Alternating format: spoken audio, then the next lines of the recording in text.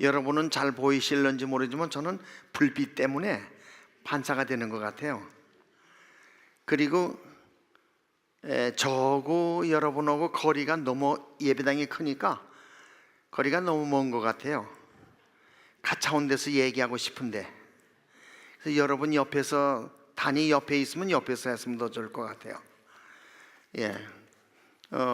어두운 밤에 오신 여러분 환영하고 감사를 드립니다. 오늘 저녁은 둘째 날 제가 정한 제목은 회개와 용서 이대로 좋은가 하는 제목입니다. 우리가 하늘 가져고 교회 나와서 예배드리고 기도하고 찬송하고 말씀 보는데 어려운 문제들이 많이 생겨요. 사도행전 6장처럼 구제사업하다가 다투잖아요. 헬라파 유대인과 히브리파 유대인이 좋은 일 하다가 그런 일이 생깁니다.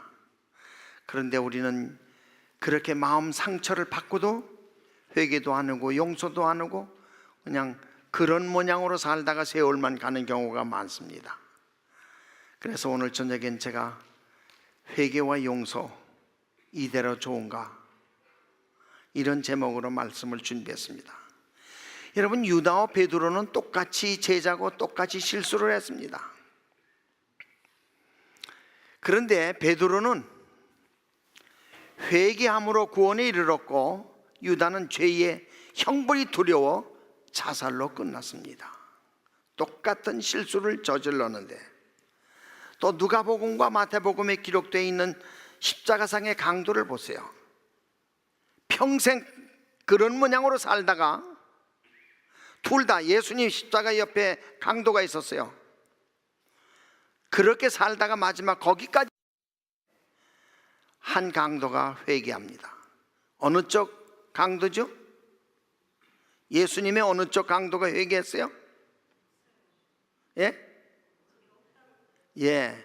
참 이 중앙교회는 훌륭합니다. 어디서 물어보면 뭐라고 대답해요? 오른쪽 강도가 회개했다고 그래요. 성경에 그 말이 없어요. 꼭 뭐하고 똑같은가 하면 동방박사가 몇 사람 왔습니까? 그러면 몇이라고 그래요? 성경에 세 사람이라고 나와요? 안 나와요. 근데 찬송가를 짓는 사람이 동방박사 세 사람이라고 지어버렸어요. 그래서 그 사람에게 가서 물어봤어요. 당신은 왜 세 사람이라고 했느냐? 그러니까 선물이 세 개가 돼서 세 사람이라고 그래요. 그건 다 거짓말이에요. 동방박사들이라고 했으니까 우리 교회에서는 성경대로 가르치고 믿고 받아들이면 좋겠습니다. 그래서 어쨌든 십자가상의 강도는 평생 동안 그런 모양으로 살다가 죽음 직전까지 왔어요. 그런데 예수께서 아버지, 저들의 죄를 용서해 주십시오, 그 한 말씀에 마음이 깨졌습니다. 그래서 어느 쪽 강도라고 하는 기록은 없지만 아버지, 저를 용서해 주십시오, 회개의 부르짖음을 숨 끊어지기 전에 했습니다. 그때 예수께서 말씀하시기를 오늘 내게 이르노니 내가 나와 더불어 낙원에 있으리라. 약속은 오늘 했지만 오늘 가는 게 아니에요. 성경 헬라어 구두점, 점 찍는 것이 잘못돼가지고 번역이 조금 잘못됐습니다. 오늘 가는 것처럼 얘기했는데 성경은 오늘 가는 게 아니라 오늘 말하노니 내가 나와 더불어 낙원에 있으리라 이게요. 그러면 똑같이 십자가상의 강도인데 한짝 강도는 회개함으로 구원에 이르렀고 한짝 강도는 회개하지 않았습니다. 그래서 저는 1년을 살면서 어떻게 회개하고 어떻게 용서하고 이 마무리를 어떻게 할 것인가, 이런 생각을 해봤습니다. 그래서 어제도 말씀드렸지만 신학적으로 듣고 이건 이렇구나, 이건 이렇구나 하고 끝나는 얘기가 아닙니다. 왜? 그 다음에 내가 해야 될 일이 남았기 때문에. 이게 연말 기도주일입니다. 그래서 연말 기도주일이 어렵고 힘듭니다. 그러나 가치가 있고 보람이 있습니다. 모르고 살았던 월정연금을 다 갖다 내고, 밀린 11조를 청산하고, 밀린 교회에 약속된 모든 헌금들을 정돈하고, 그동안 사이가 안 좋아서 별로 그냥 지나가는 인사식으로 했는데 진지하게 전화로 방문하러 찾아가서 지난 생애의 잘못을 용서를 구하고 용서하고 이런 일들이 벌어진 다음에 새해는 교회가 훨씬 달라지는 분위기로 하나님의 축복을 받게 되는 것입니다. 이것이 연말 기도주의를 갖는 의미입니다. 여러분, 창세기 1장의 시작에 하나님이 천지를, 그 다음에 뭐라고 나와요? 천지를 창조하시니라고 거창한 출발을 하는데, 창세기 50장 마지막 절에는 그렇게 출발한 창세기가 관 하나 남겨놓고 끝납니다. 그게 누구 관이에요? 요셉의 관입니다. 요셉에 대한 얘기를 좀 하려고 합니다. 요셉은 아버지의 심부름을 가기 위하여 자기 집 헤브론에서 멀리 세겜까지 갑니다. 그 거리가 얼마큼 되는가 하면 커멘터리를 찾아보니까 96km 된다고 그래요. 한 240리야. 형들이 있는 거기서 아버지의 심부름으로 240리를 가니까 아마 이틀은 좋게 걸렸을 거예요. 그래서 가보니까 창세기 37장 17절에 세겜에 도착하니까는 사람들이 형들이 없어서 사람에게 물어보니까 여기 양치는 사람들이 어디로 갔다고. 그 어디로 갔다고 하는 것이 도단인데 다시 주석을 찾아보니까 20km가 더 돼요. 그러니까 대략 300리 거리를 아버지 심부름으로 형을 살피기 위해서 간 겁니다. 이 얼마나 힘들어요. 3일 온종일. 그때가 17, 18 그 나이입니다. 그래서 형 만난다고 하는 기쁨 때문에 찾아갔는데 형들은 저기서 오는 동생을 보고 무슨 계획을 세우는가 하면 저 동생 어떻게 하면 죽일까, 그 계획을 세워요. 그것도 모르고 요셉은 형을 발견한 다음에 좋아서 갑니다. 창세기 37장 우리가 21절을 보겠습니다. 18절로 20절 먼저 보고 그 다음 보겠습니다. 창세기 37장이요 37장 18절로 20절입니다 요셉이 그들에게 가까이 오기 전에 그들이 요셉을 멀리서 보고 죽이기를 꾀하여. 여러분, 요셉을 죽이려고 제일 처음에 시도한 사람이 누군지 아십니까? 10명의 형제 가운데 누가 죽이려고 그랬어요? 둘째 아들 시므온입니다. 그래서 죽이자, 이 소리를 듣고 26절 보겠습니다. 유다가 자기 형제에게 이르되 우리가 우리 동생을 죽이고 그의 피를 덮어둔들 무엇이 유익할꼬? 자, 그를 이스마엘 사람에게 팔고 그에게 우리 손을 대지 말자. 그는 우리의 동생이요 우리의 혈육이라 하매 그의 형제들이 청종하더라. 누가 요셉을 죽이는 것은 면하게 하자고 제안했어요? 유다입니다. 참, 이게 놀라운 얘기예요. 구명운동을 벌린 것이 유다인데 예수님도 유다 지파입니다. 그래서 구덩이에 집어넣었다가 다시 끄집어냅니다. 마침 상인들이 지나가요. 미디안 상인들에게 흥정을 해가지고 팝니다. 예수님은 30냥에 팔았는데 요셉은 20냥에 팔립니다. 그래서 3일길 온종 저 북쪽으로 갔다가 또 3일길 다시 내려오는데 여러분, 자기 고향 집 앞으로 지나갈 때 얼마나 마음이 아팠을까요? 멀리서 보고 저거 우리 동네인데 저게 우리 집인데. 어머니 돌아가신 다음에 요셉은 아버지의 사랑을 독차지하고 살았는데 멀리서 보면서 속으로 아버지, 아버지 얼마나 외쳤을까?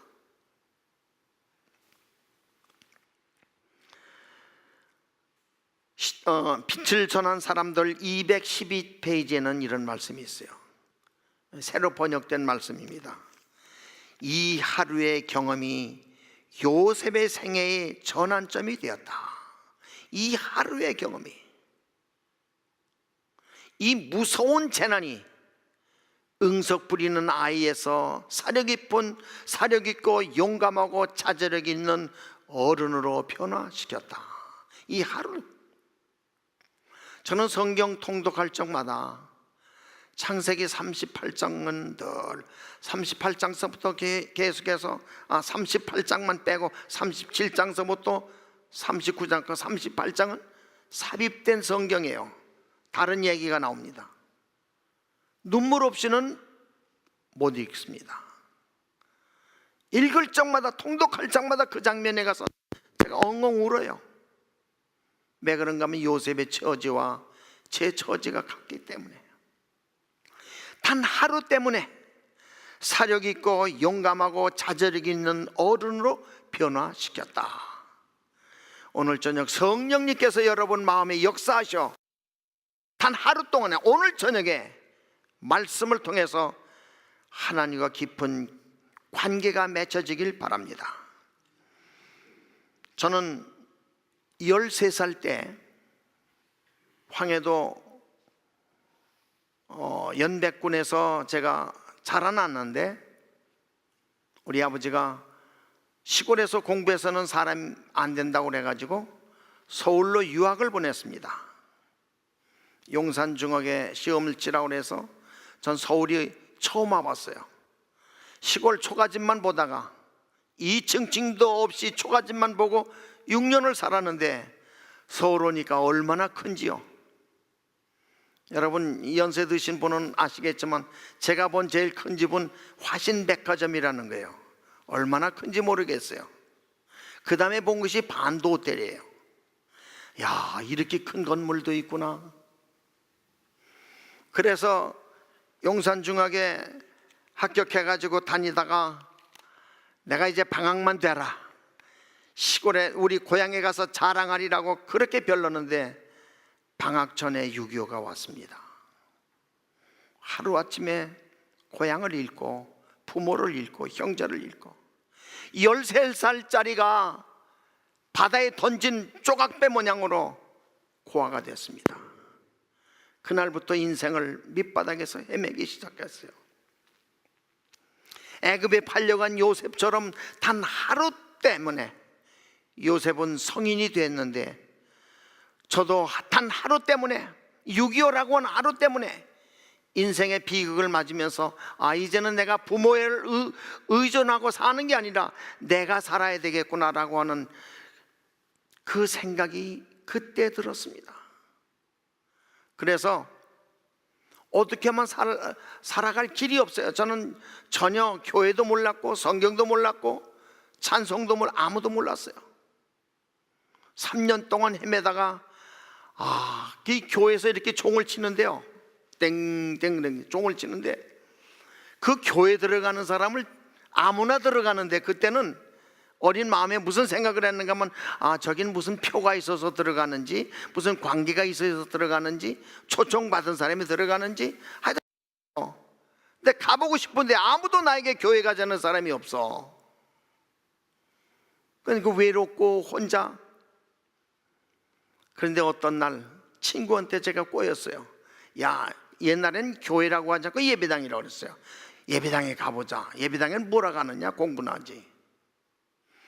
그래서 가자 안 간다 가자 안 간다 하다가 늦었어요. 그래서 이 친구한테 교회 갈 마음이 하나도 없는 친구에게 그냥 꼬여가지고 교회당 마당까지는 갔는데, 내가 먼저 들어가라, 너 들어가 하다가 늦었어. 더 늦었어. 근데 예배당 문이 어떻게 생겼는가 하면 밖에서 미러도 열리고 안에서 미러도 열려, 이렇게 되는 거야. 그 제가 모르는가, 여기는 뭐 하는 곳인가 하고 그 문틈으로 가만히 들여다봤어요. 참 어리석죠. 제가 이 교회를 전혀 몰랐으니까. 근데 이 친구가 뒤에서 가만히 오더니 저 여기를 가다가 딱 밀어요. 그러니까 문이 이렇게 열면서 자빠졌어요. 그 자빠졌는데 아주머니가 아이고 여기 학생, 근데 그게 지금은 집사님이죠. 그때는 아주머니로만 봤어요. 날 일으켜요. 아이고 조심하라고. 네, 여러분 참 놀랐죠? 들어가라고 뛰면 그 친구는 술고래 됐고 자빠지면서 들어온 학생은 목사 됐어. 하나님의 뜻이야. 저머니 모르겠어요. 단 하루의 경험이 인생을 이렇게 바꿨습니다. 그래서 애굽에 17살 팔려간 이 요셉이 온갖 고난을 통해서 성장합니다. 제가 시간 때문에 여러분 다 아시는 얘기니까 구체적으로 말씀을 드리지 않겠습니다. 가서 어느 집으로 팔려갔습니까? 어디로 팔려갔어요? 누구네 집에? 보디발 장군 집에 몸종으로 들어갔어요. 몸종으로 들어가서 10년을 일합니다. 얼마나 성실하고 얼마나 훌륭한지. 요셉 사진이 있으면 요셉 참 보고 싶어요. 왜 보고 싶으냐? 아니, 장군의 부인이 저희 남편 놔두고 요셉을 사랑했으니 우리 집에 들어온 머슴을 사랑해? 생각해 보세요. 그러면 요셉이 얼굴만 잘생긴 게 아니라 그 매너가 다 됐어. 왜? 하나님과 동행하니까. 그래서 날마다 이 장군의 부인은 자기 남편이 나가면 요셉만 쳐다보고 사는 것 같이. 그러다가 어떤 날 안채에 볼 일이 있어 들어갔다가 요셉이 잡히잖아요. 그때 부인이 꼭 붙들고 안 놔주니까 그때 한 말이 뭐예요? 내가 이 큰 죄악을, 요셉이 한 말 우리가 꼭 기억해야 됩니다. 어찌 하나님께 득죄하리요? 요즘 같으면요, 아이고 사모님, 그 남편이 알면 나 뼈도 못 추립니다. 동네 사람이 알면 나 몽둥이 맞아 죽습니다. 그냥 요셉의 상대는 동네 사람이나 남편이 아니라 누구고 거래하는 게요? 하나님과 거래야. 어떻게 내가 하나님 앞에 득죄합니까? 이건 안 됩니다. 그랬는데 이루어지지 못한 사랑을 그 부인은 어떻게 안 갚아합니까? 자기 남편에게 우리 집의 모습이 나를 겁탈하려고 하기 때문에 내가 소리쳐서 뿌리쳐서 이 증거가 이게 요셉의 옷이라고. 그래가지고 감옥에 갇힙니다. 요셉이 2년 동안, 만 2년 동안 요셉이 갇혀요. 그런데 요셉이 얼마나 억울했을까요? 그 2년 동안에 누구를 만나는가 하면 같은 감옥 안에 임금님의 떡을 담당한 사람과 술을 담당한 사람을 만납니다. 여러분이 다 아시는 말씀이니까 제가 좀 줄여서 말씀드리겠습니다. 그 두 공무원이 아주 근심에 차서 있어요. 그래서 왜 두 분은 이렇게 근심이 있습니까? 지난 밤에 꿈을 꿨다고. 떡 맡은 사람이 꿈 꿨다니까 술 맡은 사람도 나도 꿨다고. 그게 뭐냐고 얘기해보라고. 그래서 술 맡은 사람이 얘기를 합니다. 이러이러해서 꿈을 꿨다고. 포도 세 송이에 대한 얘기예요. 또 떡 맡은 사람은 떡 세 광줄에 대한 얘기입니다. 근데 포도 술을 담당한 사람은 이걸 가지고 임금에게는 대접했습니다. 떡 맡은 사람은 이걸 가지고 대접하려고 했는데 새가 다 먹어쳤습니다. 요셉이 가만히 듣고 술 맡은 사람에게 3일 후에 임금이 불러가지고 다시 복직합니다. 그래서 당신이 만약 복직되면 이 요셉 좀 생각해 주시오. 내가 이렇게 억울하게 여기 들어왔다고. 내가 얘기합니다. 그 떡 맡은 사람은 당신이 임금에게 대접하려고 했는데 새가 다 먹었다. 당신은 3일 후에는 불려나가서 죽을 겁니다. 또 그대로 됐어요. 어쩌면 이렇게 떡 맡은 술 맡은 요 사람 꿈 그대로 이루어지니까 이게 요셉이 이 보통 사람이 아니구나 알게 됐어요. 그러면 떡 맡은 사람이 나가서 술 맡은 사람이 나가서 그렇게 됐으니 임금한테 얘기해가지고 임금님이요, 사실은 내가 감옥에 있을 때 이만저만 해서 청년이 있었는데 이분이 이렇게 꿈 해몽대로 됐습니다. 억울하게 됐습니다. 그걸 다 얘기해야 되는데 자기가 감옥에서 나온 그 기쁨 때문에 다 잊어버렸어. 그리고 2년이 지나가 다 잊어버렸어. 이제 누가 급해졌느냐? 하나님이 급해졌어요. 왜? 요셉은 하나님의 사람 되니까. 그러니까 하나님이 어떻게 할까 하다가 임금에게 꿈을 주었어요. 임금에게 직접 꿈을 꾸고 그 다음에 임금이 그걸 해석할 사람을 찾는 겁니다.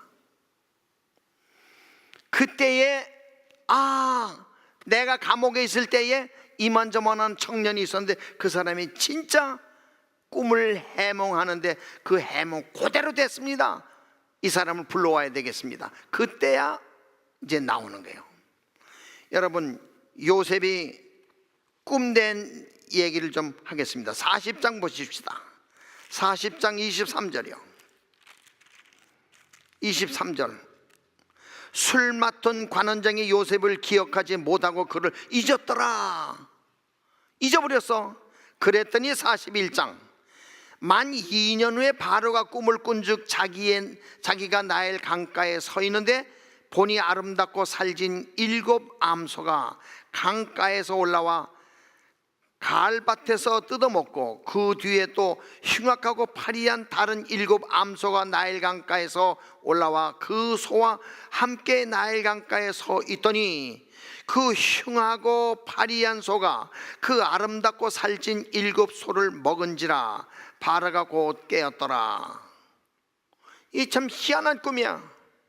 그래서 그때에 술 맡았던 그 복직된 관원이 임금님이요, 제가 감옥에 있을 때 이만저만한 젊은이가 있었는데 그대로 꿈이 됐습니다. 그를 좀 소개합니다. 그래서 만 2년 만에 요셉이 나옵니다. 바로가 요셉에게 이렇게 질문합니다. 41장 15절 보겠어요. 바로가 요셉에게 이르되 내가 한 꿈을 꾸었으나 그것을 해석하는 자가 없더니 들은즉 너는 꿈을 들으면 능히 푼다 하더라. 요셉에게 기회가 왔어요. 그랬더니 요셉이 참 훌륭한 대답을 합니다.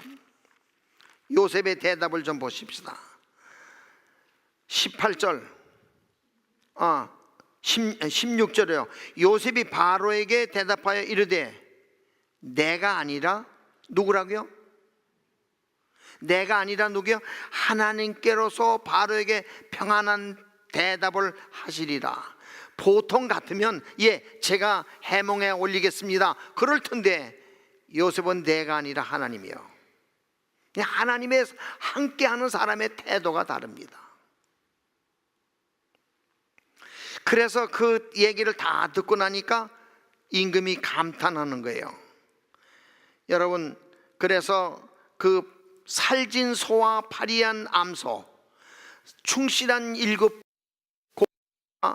바짝 마른 7 이삭, 이삭하고 살진 소의 얘기입니다. 근데 파리한 건 흉년이고 살진 건 풍년이야. 그러니까 풍년 7년 동안에 잘 먹고 흥청거리다가 그 다음엔 흉년이 올 텐데 임금님이요, 이것을 대비해야 됩니다. 그래야 나라가 삽니다. 그냥 임금이 가만히 듣고 나니까 그게 맞아.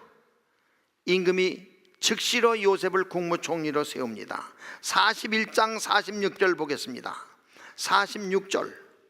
요셉이 애굽 왕 바로 앞에 설 때 30세라. 그가 바로 앞을 떠나 애굽 온 땅을 순찰하니 그랬어요. 중동의 최고의 강국 국무총리가 된 겁니다. 여러분, 국무총리가 된 다음에 요셉이 할 수 있는 일이 뭘까요? 요즘 한국 얘기로 얘기하면 비리척결하는 수준으로 내가 국무총리가 됐으니 이제는 이렇게 만든 사람이 누구냐? 여러분이 요셉이 복수하려면 제일 먼저 누굴 생각했을까요? 장군의 아내, 그렇죠? 사랑이 증오로 변해가지고 나를 감옥에 집어넣은 그 여자. 그러니까 요셉이 국무총리가 됐다, 우리 집의 종이 국무총리가 됐다 할 때 그 부인이 얼마나 떨었을까? 아이고 우린 이젠 죽었구나. 근데 성경을 어딜 봐도요 요셉이 그 보디발의 아내 복수했다는 말이 없어요. 또 보디발의 아내가 회개했다는 말도 없어. 그럼에도 요셉은 복수 안 했어. 창세기 39장 20절로 21절에 보면 요셉이 감옥에 들어갈 때에 하나님도 같이 들어갔다고 그랬어요. 하나님이 함께 하심에 그랬어요 성경엔. 그러니 하나님이 함께하는 요셉이 어떻게 과거를 복수할까요? 그 사람이 회개하든 회개하지 않든 용서한 겁니다. 오늘 저녁 저는 용서와 회개와 용서, 39장 2절 3절 21절 24절 39장에 하나님이 요셉과 함께 하신다는 말을 4번이나 해요. 여기 가도 함께 하시고 저기 가도 함께 하시고 감옥에 들어가도 함께 하시고, 이런 요셉이 그 보디발의 아내 이루지 못한 사랑의 증오를 복수할까요? 그런데 그 부인은 얼마나 떨었을까? 아이고 우리 집에 몸종이 국무총리가 됐으니 자기 남편 부르고 여보 우린 다 죽었어. 성경 어디에도 복수의 기별이 없습니다. 그 다음에 누가 요셉이 국무총리 된 다음에 떨었을까요? 술 맡은 관원장. 아 젊은이여, 제가 복직만 되면은 나그들마다 임금에게 고하겠습니다 해놓고 2년 깜빡 잊어버렸어. 그런데 요셉이 국무총리다. 아이고 나 이제 죽었구나, 내가 2년 동안 깜빡 잊었으니. 근데 성경 어디에도 요셉이 술 맡던 관원장에게 복수했다는 말이 없습니다. 그 다음에 10명의 형제들, 배다른 형제들이니까 말만 형제지 속은 항상 이렇게 알력이 있었어요. 근데 요셉을 죽이려고 구덩이에 넣었다가 애굽에 팔아버렸는데 그 녀석이 이젠 죽었는지 살았는지 뭐 된지 몰라. 그러고 살았는데 세월이 지나간 다음에 애굽의 국무총리가 내 동생이라는 걸 모르고 흉년이 들어서 쌀 사러 갔다가 자기 동생인 걸 알잖아요. 그런데 요셉은 알지만 형들은 요셉을 몰라. 왜? 말은 다 알지만 일부러 통역을 세워서 얘기합니다. 그러니까 저 국무총리가 우리 동생이다라는 건 전혀 모르게. 근데 마지막에 압니다. 우리가 팔아버렸는 저 동생이 국무총리가 됐으니 아이고 난 이젠 죽었구나. 누가 제일 떨었을까요? 그렇지, 요셉 죽이자고 주동한 그 시므온이 아이고 형은 어떻게 될는지 모르지만 나는 틀림없이 죽었어. 그런데 요셉의 입에서 형들에게 복수했다는 기별이 없습니다. 다 용서해요. 이렇게 성경은 기도합니다. 45장 4절 5절 보겠습니다. 창세기 45장 4절 5절. 요셉이 형들에게 이르되 내게로 가까이 오소서. 그들이 가까이 가니 이르되 나는 당신들의 아우 요셉이니 당신들의 애굽의 판자라. 당신들이 나를 이곳에 팔았다고 근심하지 마소서, 한탄하지 마소서. 하나님의 생명을 구원하시려고 나를 당신들보다 먼저 보내셨나이다. 아, 여러분 어떻게 이렇게 말할 수 있을까요? 속에서 이런 게 끓을 거야. 응? 저게 형이야? 나를 죽이라고 이렇게 구덩이에 넣었다가 또 팔아버리고. 지금 복수할 좋은 기회야. 꼼짝없이 당할 수밖에 없는 그 형들인데, 형들 걱정하지 마시고 근심하지 마세요. 형들이 여기에 팔은 게 아니라 하나님이 우리 가족을 살리기 위해서 나를 먼저 보냈습니다. 이게 용서입니다. 형들이 와서 싹싹 빈 적도 없어요. 자기가 용서한 겁니다. 이게 믿음의 사람입니다. 연말 기도줄이라고 하는 것은 바로 이런 경험을 우리가 가져야 되는 겁니다. 지식적으로 머리에 듣고 그냥 끝나는 게 아니라 그 말씀이 내 가슴으로 들어와 회개의 부르짐, 성령의 역사가 일어나는 것이 바로 연말 기도줄이야. 머리에서 가슴까지 얼마나 거리가 멀까요? 길이로 따지면 20cm 남짓한데 어떤 사람은 거의 10년도 걸리고 20년도 걸려도 회개 안 해. 형제지간에도.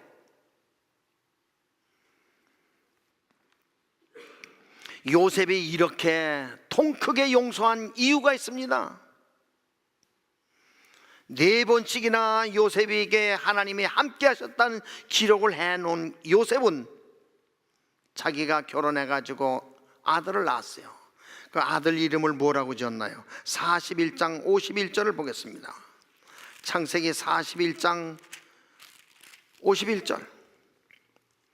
요셉의 말과 같이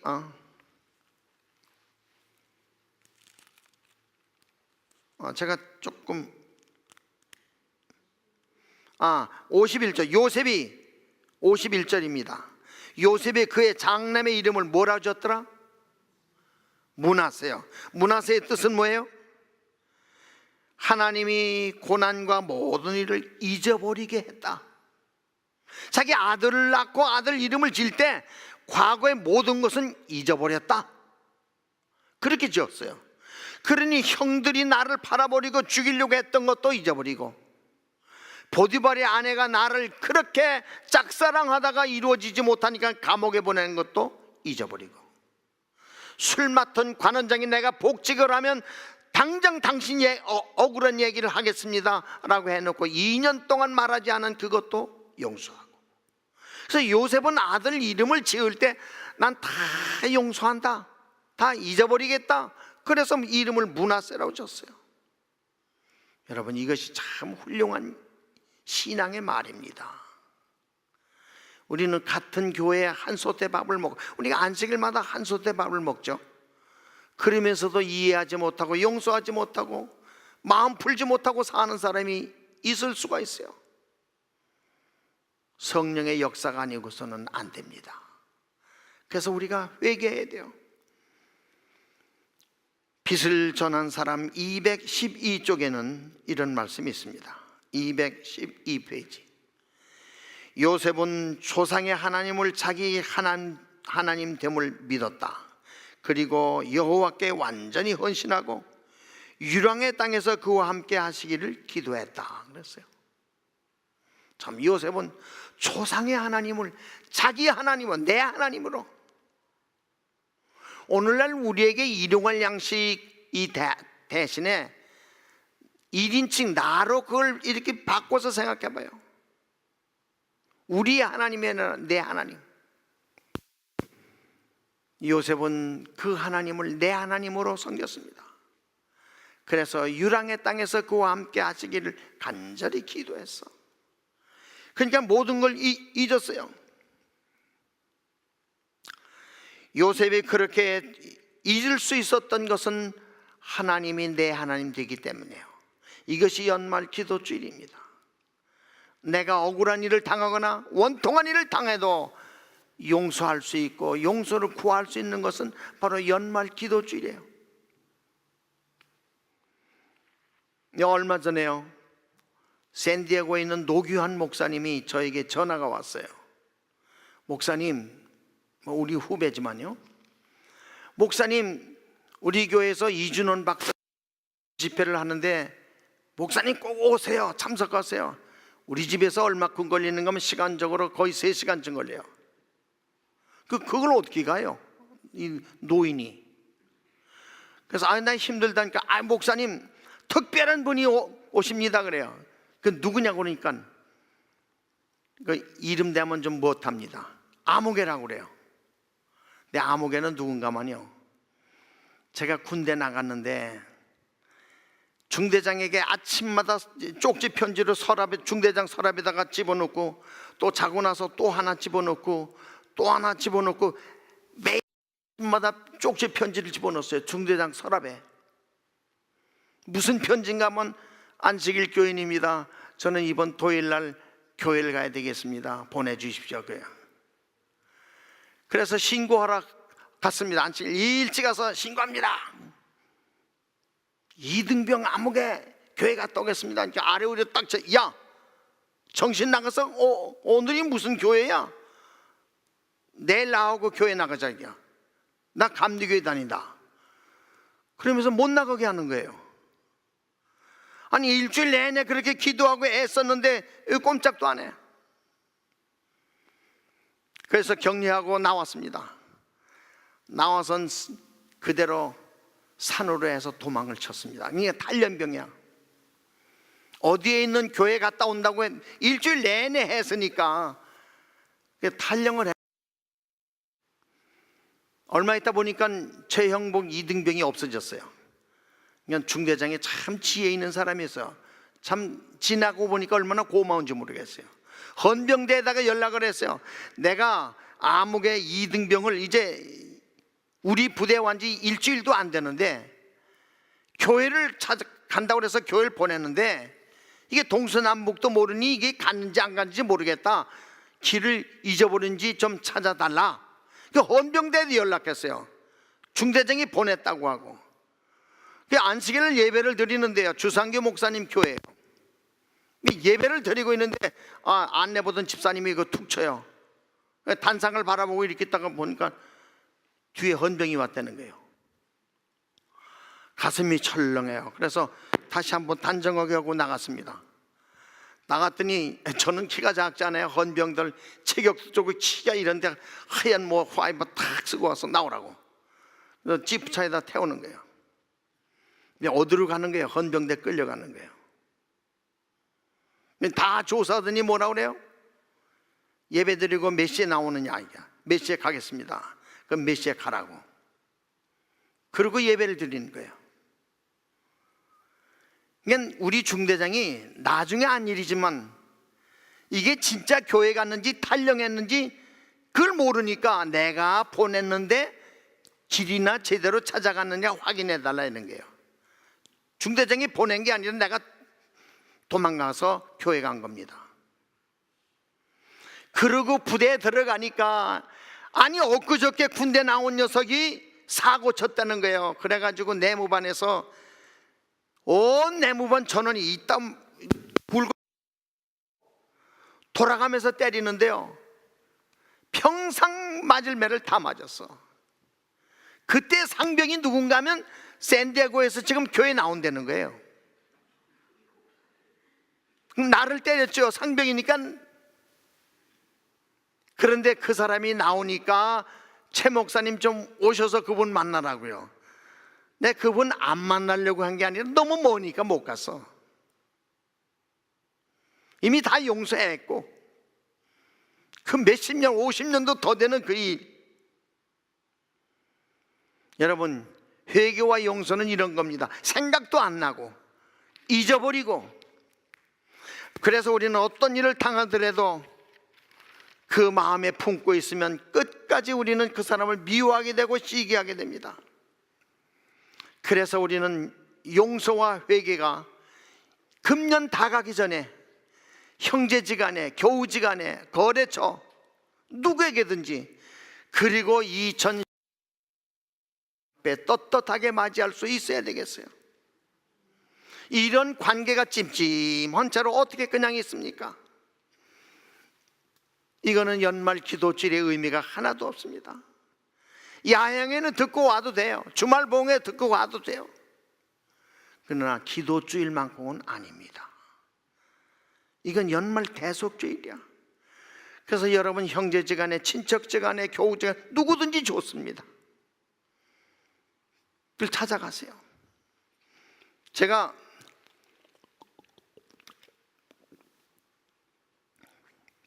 청년 때 대학에 가야 되는데 대학에 갈 나이에 돈이 없어서 대학을 못 갔어요.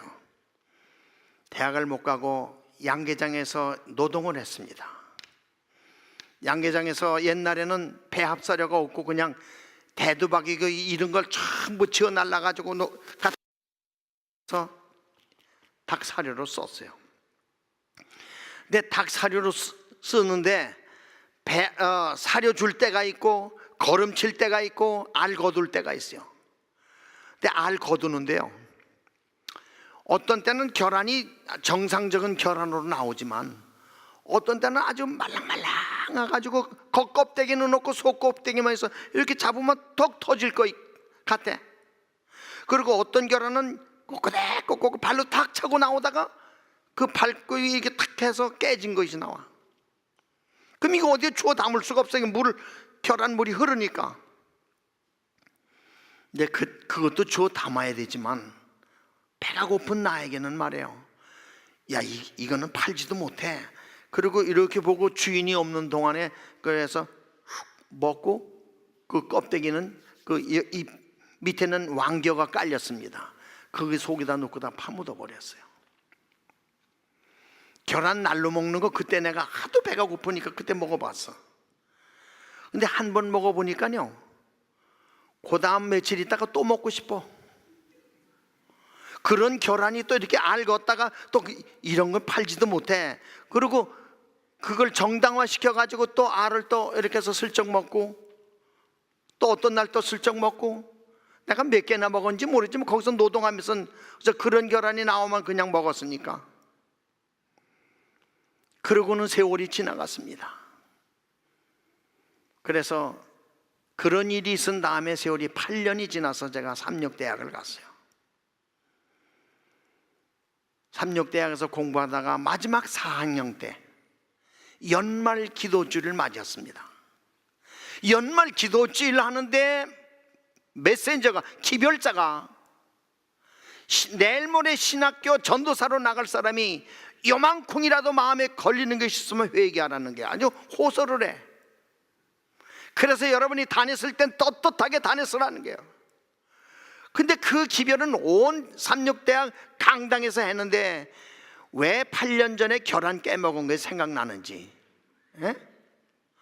갑자기 얼굴이 화끈 다르면서 아우, 난 어떡하지? 그때 내가 계란을 먹었는데 어떻게 할 길이 없어.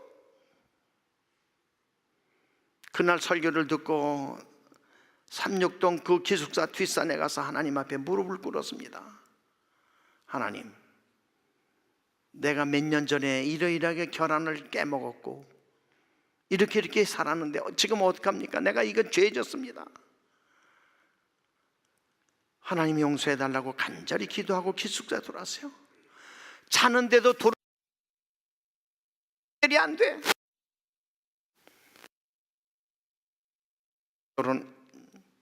그 다음날 또 가서 기도하고, 그 다음날 또 가서 기도하고, 산에 가서요. 그래도 제 마음이 편안치 않아서 이 앞에 나와서 설교 끝난 다음에 손 들고 제가 간증을 했어요. 이만저만해서 맨날 8년 전에 이런 일이 있었는데 내가 회개한다고. 그러면 내가 마음이 편안할 줄 알았어. 근데 기숙사에 들어왔는데요, 자고 나니까 온통 무슨 생각만 나는가 하면 걸어 다닐 적마다 모든 학생이 나보고 저 계란 먹은 학생이라고 그 소리만 하는 것 같아. 내 마음이 불안해. 하나님, 내가 어떻게 하면 내 마음이 편안을 올까요? 기도하다가요, 이런 생각이 떠올랐어요. 그걸 주인한테 갚아라. 그래서 그래, 내가 주인한테 갚아야지. 근데 계산을 한 적도 없고 얼마를 먹었다고 적어놓은 것도 없고, 그래서 식권 살려고 한 그 돈을 다 모았어. 하여튼 비상금이고 뭐고 전부 다 모았어. 그리고 그날 밤에 내가 자고 나면 마음 변할까 봐 편지를 썼어요. 내가 몇 년 전에 이러면 너무너무 배가 고파. 이 깨진 알 이런 걸 내가 먹었습니다. 몇 알이나 먹었는지 모르겠습니다. 배가 고파서 먹은 거 용서해 주시고, 내가 지금 가지고 있는 돈이 이게 전부 다입니다. 용서해 주시길 바랍니다. 그러고 편지하고 돈 오고 써서 찾아갔습니다. 8년 전의 일을 찾아가니까 총무가 이렇게 보시더니 알았다고, 고맙다고, 최근 감사하다고. 그러고 저는 나왔습니다. 그래도 이게 인간이니까 그랬죠. 그 돈을 돌려주시면 내가 밥은 굶지 않을 텐데, 그런 생각이 났어요. 그날 내가 회개했으니까 이젠 돌려주고 그냥 나왔어요. 여러분, 식권 살려고 했던 모든 돈을 다 내서는 이젠 그 다음 기서부터 굶기 시작했어요. 그 다음 끼도 굶고 그 다음 끼도 이틀을 굶었어요. 여러분, 이틀을 굶고 나니까요 공부가 안 돼. 근데 1학년 신입생으로 돌아온 학생이 형님 왜 식당에 안 갑니까? 내가 소화가 잘 안 돼서 식당에 안 간다고. 그랬더니 눈치채고요, 그 1학년 학생이 자기 식권으로 밥을 사다가 기숙사로 가져와. 속이 안 좋다 다 먹었어. 그랬더니 2명인데 1학년 학생이 또 다른 학생이 또 사와. 여러분, 그 1학년 학생이 한 사람은 이규봉 교수가 됐어요. 과학 36대학 교수. 한 사람은 유정필 장로가 됐고 지금 로마린다에 나옵니다. 제가 왜 이 말씀을 드리는가면요, 연말 기도주일이라고 할 때에 말씀을 듣고 생각나면 이러면 안 되지, 앞으로 그러지 말아야지가 아니라 내가 하나님하고의 관계에서, 사람들과의 관계에서 조금 거리낌이 있으면 해결하고 넘어가는 것이 연말 기도주일입니다. 이런 것을 해결하지 않고 그냥 넘어가면 연말 기도주일의 의미가 없어요. 그건 야영에는 통과돼요, 사경에도 통과돼요, 주말 부흥에도 통과돼요. 그러나 연말 기도주일은 그게 아닙니다. 죽느냐 사느냐는 휘장을 교체하는 그때요. 대제사장은 자기를 위해서 일주일 전에 금식하며 기도하고요, 온 백성은 일주일 동안 그 진행하는 동안에 내 죄를 회개하고 통회하면서 보내는 것이 연말 기도주일입니다. 그렇기 때문에 연말 기도주일은 보통으로 드리는 것이 아닙니다. 시편 103편 12절에 보면 우리가 회개하고 난 다음에 하나님께서 이렇게 약속을 합니다. 시편 103편 12절입니다.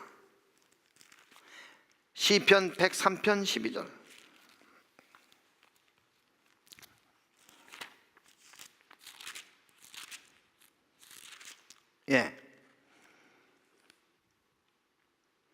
동이 서에서 먼 것 같이 우리의 죄가를 우리에게서 멀리 옮기셨으며, 우리 죄를 용서하시는 하나님이 말이에요, 동서남북도 있는데 무슨 용어를 쓰는 거면 동에서 서, 남에서 북같이 용서한다는 말을 하지 않고 동에서 서, 이걸 사용했어요. 왜 그랬을까?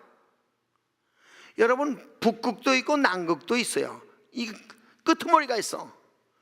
근데 동극도 없고 서극도 없어. 그건 끝이 없어. 그러니까 하나님의 용서성은 어디 가다가 끝나는 게 아니라 이게 용서성이 끝이 없다는 거야. 그래서 동에서 서 먼 것까지 동극도 없고 서극도 없으니까 끝없이 우리를 용서해 주시겠다고. 회개한 사람에게요, 회개하지 아니하는 것은 우리의 몫입니다. 우리가 해야 돼요. 그래서 하나님이 용서해 주신다고요. 제가 한국에서 목회할 때입니다. 연말 기도주일 집회를 인도하러 갔습니다. 저녁에도 모이고 새벽에도 모여요.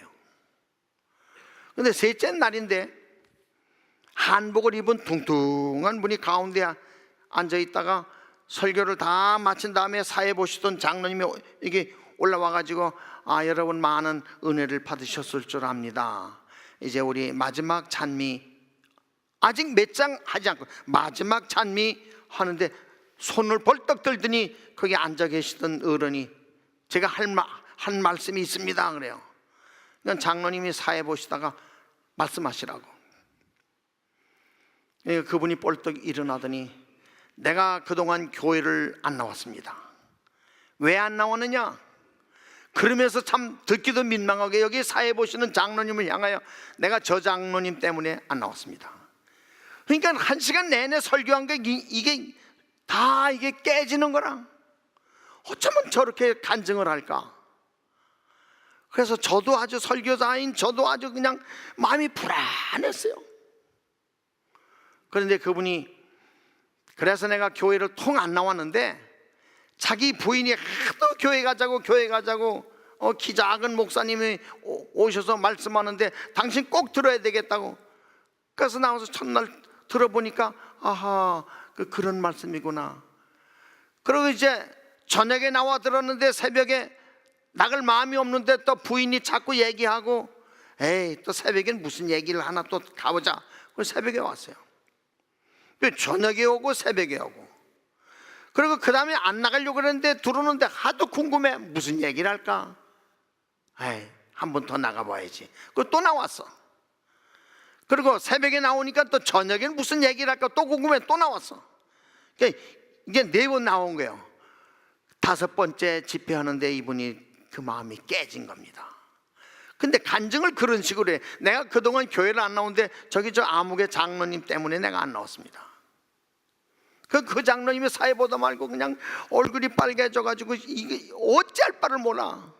근데 고단 말씀이, 사실은 내가 저 장로님 때문에 안 나왔다고 늘 생각했고 원망했는데 내가 며칠을 설교를 듣고 나니까 저 장로님 아니라 내가 잘못했습니다. 내가 죄인입니다. 내가 회개합니다. 그러니까 이 사회 보던 장로님도 교인도 그냥 분위기가 확 달라져. 마지막 찬미는 눈물로 불렀습니다. 끝난 다음에 이 장로님이요, 재력이 있는 분이에요. 끝난 다음에 저한테 오셔서, 목사님 오늘 당황하셨죠? 제가 잠자고 있었어요. 진짜 당황했습니다. 간증도 그렇게 간증하시는 분은 나 처음 봤어요. 그랬더니 그분이, 사실은 우리 교회 저분이 참 교회에 어려움을 많이 주었습니다. 근데 오늘 목사님 성령의 역사로 거의 깨졌습니다. 저분이 저렇게 간증할 분이 아닙니다. 그러니 목사님, 내가 마음이 너무 감사합니다. 그래서 집에 가가지고 제가 그 장로님 댁에 머물렀거든요. 제 방에 들어오시더니, 목사님, 제가 목사님 좀 도울 마음이 있습니다. 받아주시겠습니까? 그래요. 그래서 저는 무슨 생각을 했는가 하면, 이제 책이라도 좀 사보라고 하는 그런 의미로 말씀하시는가 해서, 예, 제가 받아드리겠습니다. 그랬더니 제가 목사님 좀 돕겠는데 목사님이 요긴하게 쓰십시오. 그러고는 자고 나는데 아무도 도와주질 않아. 또 그 다음날 자고 나는데 또 도와주지도 않아. 이 장로님이 빈말을 하셨나. 근데 끝나는 날이요, 다 안식일날 다 끝나고 오후가 되는데 이렇게 종에다가 딱 싼 돈 뭉태기 2개를 딱, 이 큰 돈이에요, 큰 돈. 제 월급의 2배야, 2배. 그러니까 제가 얼마나 놀랐어요. 미국 돈으로 얘기하면은 책이나 사보라고 20-30불 그냥 주면 책 사보잖아요. 근데 이게 큰 돈이라 뭉칫돈이야. 그래서 나 장로님에게, 장로님, 이건 제가 쓸 거예요? 아닙니다. 제가 그때 원주 교회를 담임하고 있었어요.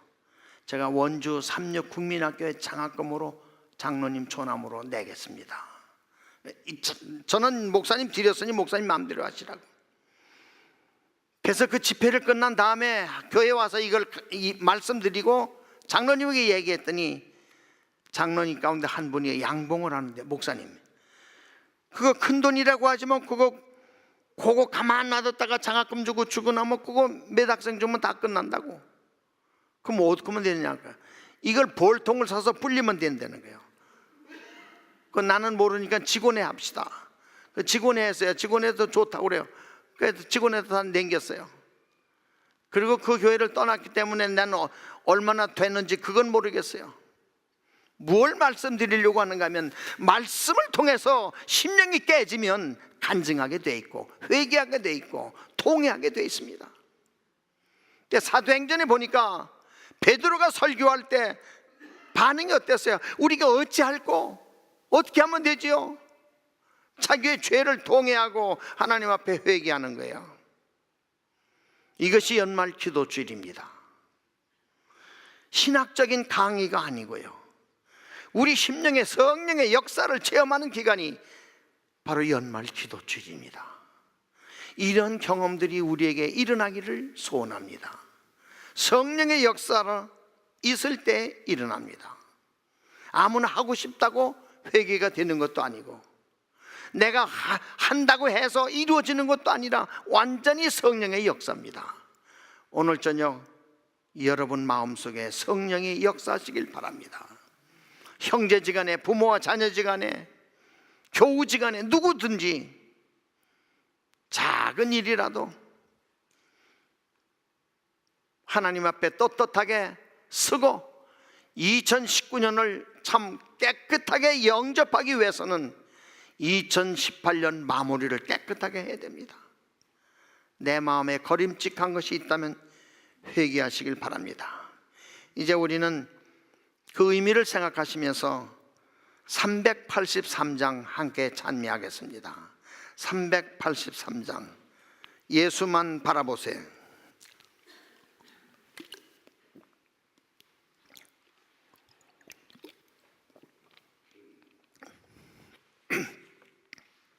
(383장입니다)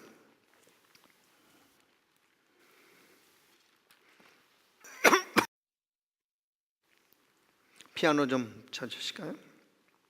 우리 다 함께 부르겠습니다.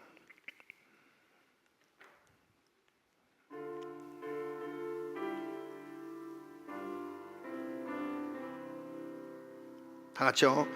만 바라보세 예수만 쳐다보세 쳐다보세 믿음의 주 대신